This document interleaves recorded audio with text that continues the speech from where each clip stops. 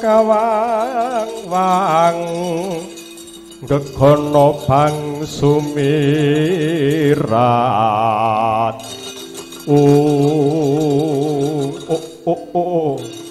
Om Awignamas tumuga rahayu sagung dumadi Pandhu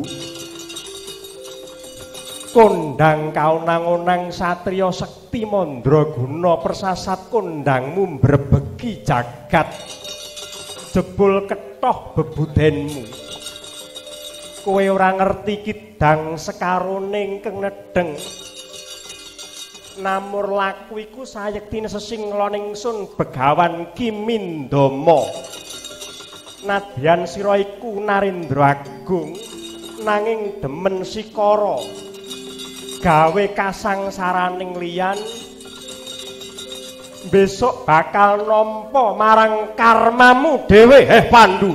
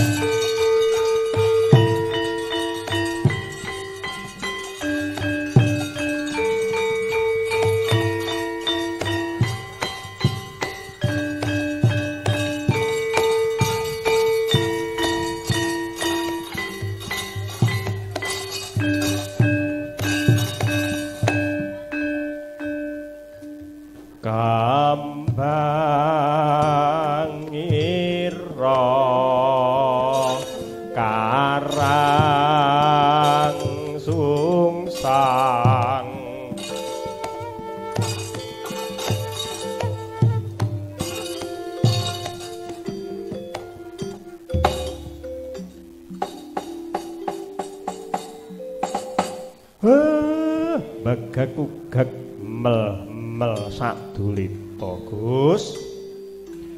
Kula sawang saking kadohan sampeyan niku kaya goreh rasane sajak ketaman bingung Sebabe napa, Ndara?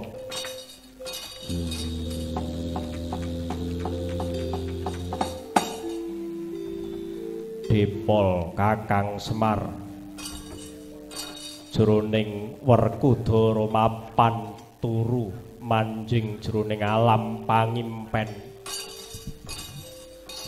Gawang-gawang aku kaya weruh bapa Pandhu mapan jroning alam pasiksan. Gus, jagat sekalir niki kaya dene kaca pengilon. Yen sampeyan mesem, jagat niki nggih bakal guyu mesem karo sampeyan kosok baline. Yen sampeyan ngepeli asta, ngepeli tangan, jagat niki nggih semanten ugi. Niku ingkang winastan hukum karma, sapa bakal sapa nandur bakal ngunduh, sapa nyilih kudu mbalekake, Gus. Bapak sampeyan riyen nate lena ing kaprayitnan mateni Kidang Kimindama ingkang nedeng sanggama. Siji, menungsa niku ora kena ganggu gawe sok sapa wae sing nedeng nindakake pangibadah. Loro, wong niku ora kena ganggu gawe menungsa ingkang nedeng ngrasakake kanikmatan. Siji turu, loro mangan, kaping telune sanggama. Sing sapa nerak wewaler besok bakal nampa karma pala, Gus. Iya, Kakang Semar, kejaba saka iku kodheng rasaning Werkudara jalaran dinane iki negara Ngamarta ketaman bencana alam ingkang maneka warna. Banjur apa dosa lan lupute para Pandhawa, Gus? Kula critani nggih, Den. Yen enten bencana alam niku sampeyan aja gage-gage golek dosane sapa-sapa, aja gage-gage metani karo kesalahane sapa-sapa. Bencana alam niku nggih kedadian alam ingkang limrah-limrah kemawon, sebab negari Ngamarta menika pancen papan ingkang gampil katempuh dening bencana alam. Banjir bandang segara mutah ing daratan menika sampun nama limrah. Sing baku ayo padha ndandani diri pribadi, padha dandan-dandan jiwane dhewe, ora perlu golek kesalahane kono-kono. Napa malih, Gus, besok yen enten lelakon bethik mangan manggar. Jago tarung eneng jero kurungan, dalang mayang ngungkurke kelir, sing nonton padha nangis, sampeyan kudu ati-ati. Tegese kepiye, Kakang Semar? Bethik mangan manggar, iwak bethik niku iwak sing manggone enten rawa. Ning kok mangan manggar, manggar niku kembang klapa, tegese akeh wong sing kesusu malak mung sabab kaselak muluk kepengin ngrasakake sing dudu duweke. Kaping pindho jago tarung eneng jero kurungan niku tegese padha bangsane, nek perlu padha negarane, padha agamane niku kala mangsane sok regejegan padudon. Niku jago tarung eneng jero kurungan. Dalang mayang ngungkurke kelir niku sanepane para ahli agama sing padha lali karo kewajibane. Ahli agama niku kudune dandan-dandan jiwaning menungsa. Ning benjang kathah ahli agama sing mung kepengin nggunakake agama dienggo golek panguwasa. Sing nonton padha nangis ora wurung, wong cilik kaya kula niki sing dadi korban.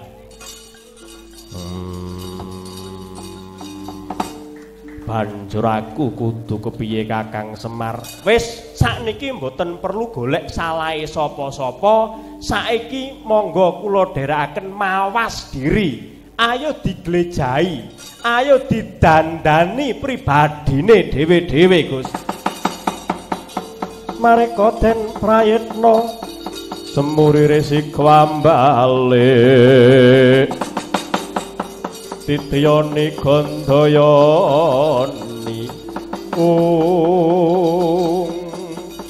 yo yen panjen mangkono ndak jaluk pamujimu aku arep golek guru supaya bisa nuduhake dalan pepadang marang uriping Werkudara nggih sing prayitna ngati-ati nggih Gus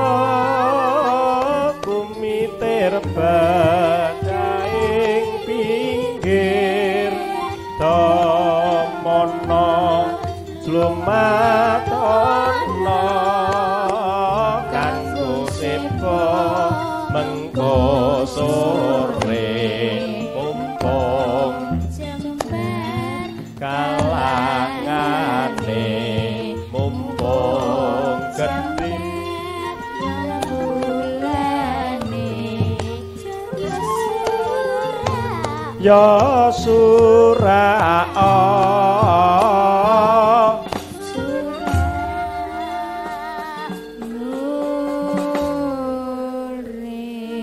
Durna bapakku lole sumorante dung dompel wana dadi alas hawela kulup nggih Werkudara ana wigati apa prapta ing pertapan Sukalima wong bagus Dara tekaku ana ing Sukalima mung bakal njaluk pepadang kepriye carane anggon kuantuk katentremaning batin satemah bisa nyembuh marang karaharjaning praja Ngamarta Bapa Pendhita Durna ulup yen pancen gembleng tekadmu ya ngger dina iki kowe tak kongkon ngupaya kayugong susuing angin lan tirta mahning suci kayugong susuing angin mapan ana ing Gunung Candramuka wondene banyu suci Perwitasari utawa tirta mahaning suci mapan ing samudra Minangkalbu ya ngger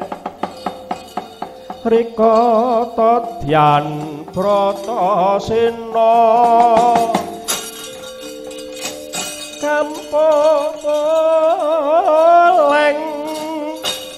sang pintulu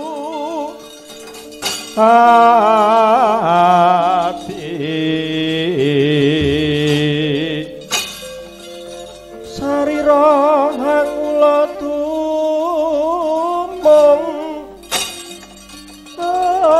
dek kok simbar jaja yen ngandika gumaleger kaya guntur kadang panenggak Pandhawa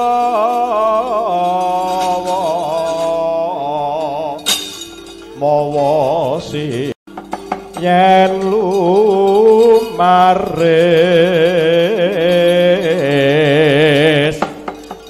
cancut Haliwondo risang Werkudara arsa lumawat marang Gunung Candramuka lumumpat 40 kilo sak jangkah doi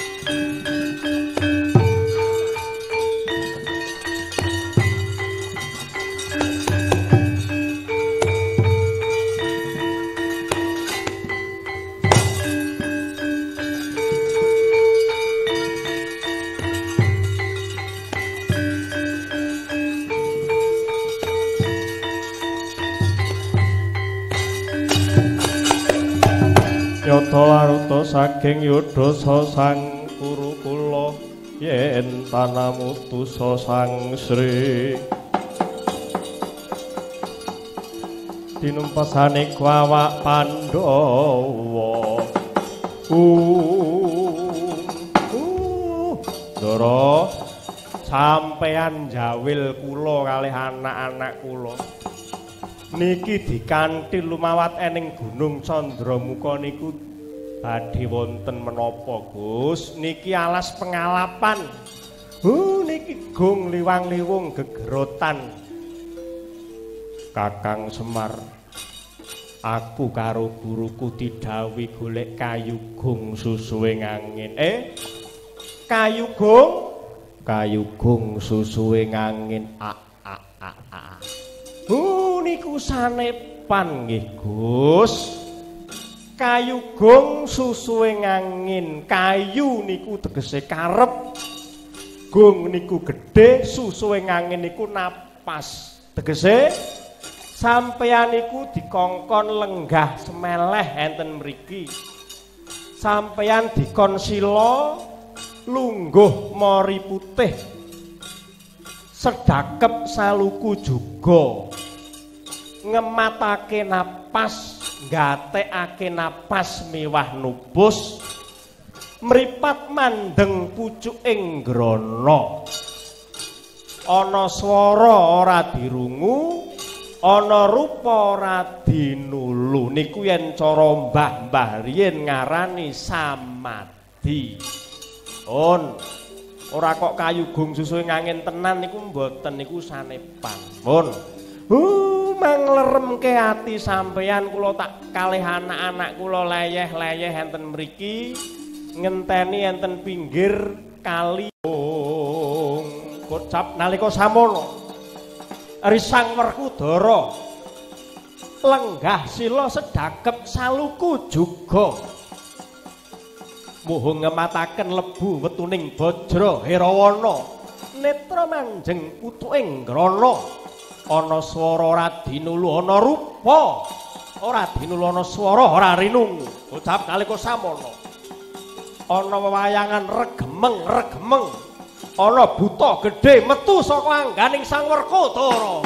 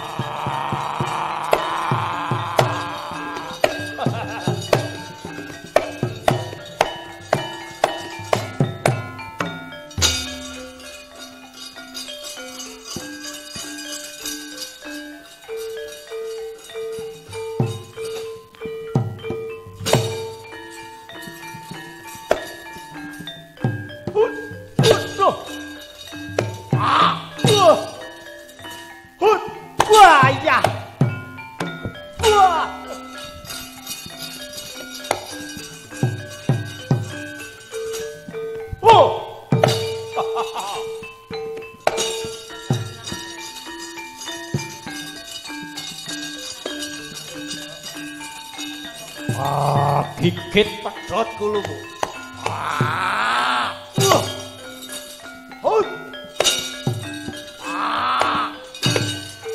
Putih.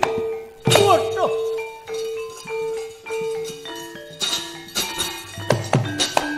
Wah, ya. Ah.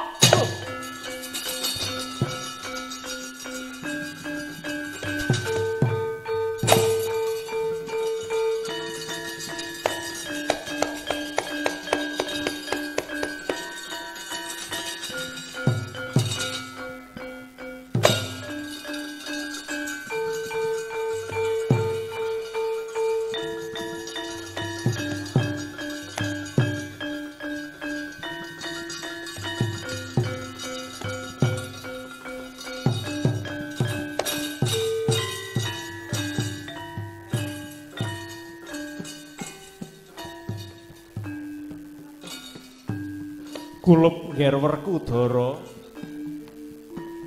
temene ingkang sesinglon dadi raseksa iku panjenengan ingsun. Dina iki jeneng sira ndak utus budhal marang samudra Minangkalbu golek ana banyu suci Perwitasari.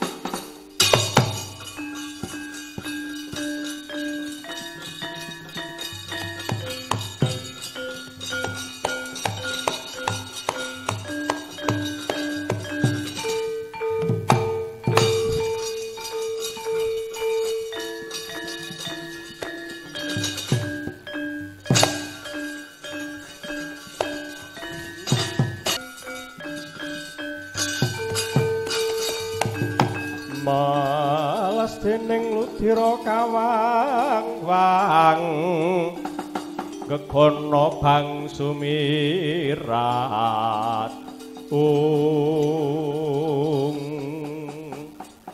iki kaya Kakang Anoman ingkang sumusul marang lakuku. Adikku diadiku kadangipun Kakang Werkudara tekaku kene goleki lawan Siadi bebasan tepung gelang nggonku ngupadi jalaran aku diutus dening Kanjeng Ratu Jimat Dewi Kunthi Talibrata miwah para kadangmu Pandhawa Yadi. Kowe manjing loropan kowe diloropke dening Begawan Durna. Aku krungu kabar Siadi bakal njegur semut samudra Minangkalbu. Ayo ditak kanthi bali wae ya Werkudara. Ya pancen aku arep njegur samudra Minangkalbu goleki banyu suci Perwitasari. Kakang Anoman kuwi aja melu-melu. Bali ya. Werkudara, ora ana jamak lumrahe menungsa njegur samudra bisa bali urip. Ayo Yayi tak kanthi kondur marang negara Ngamarta. Aku ora mentala nyumurupi kahananing ibumu Dewi Kunthi. Saben dina muwun, saben dina nangis goleki kowe Yadi. Pati uripe menungsa dudu saka kandhane Kakang Anoman. Nadyan Werkudara njegur samudra yen durung titi wahyaning mangsa kala ora bakal mati. Werkudara, ayo bali di. Ayo bali.